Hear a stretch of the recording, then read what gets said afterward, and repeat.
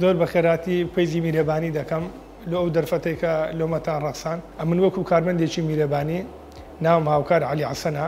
ئەمن وەکو کارمەندێکی سلیب کە لێرە ئیش دەکەم، یعنی ڕۆژانە خەستخانەی میرەبانی یارمەتی نەخۆشی فەقیر و هەژاران دەدا لە دوور و هەم لە ڕووی یارمەتیدانی خەرکەوە هەم لە ڕووی قیامەتیشەوە. یعنی کابرا نەخۆشە نیتی دکتۆر دلێشینە یارمەتی دەدا. لێرە ئەمن هەژ مانگە یعنی وەکو ئەوەی بەخۆم ڕۆژانە کە دەبینم، یعنی حەزەکەی شەشی نو فێر دەبی، یعنی شی باش فێر دەبی، هەم دنیا دەیە هەم قیامەتیشت دەیە.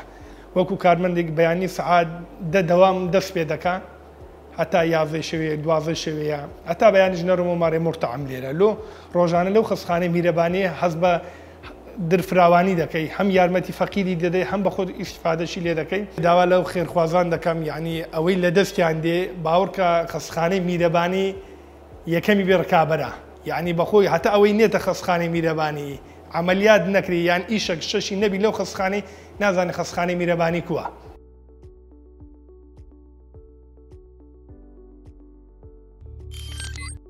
میهرەبانی دڵسۆزی و لێزانی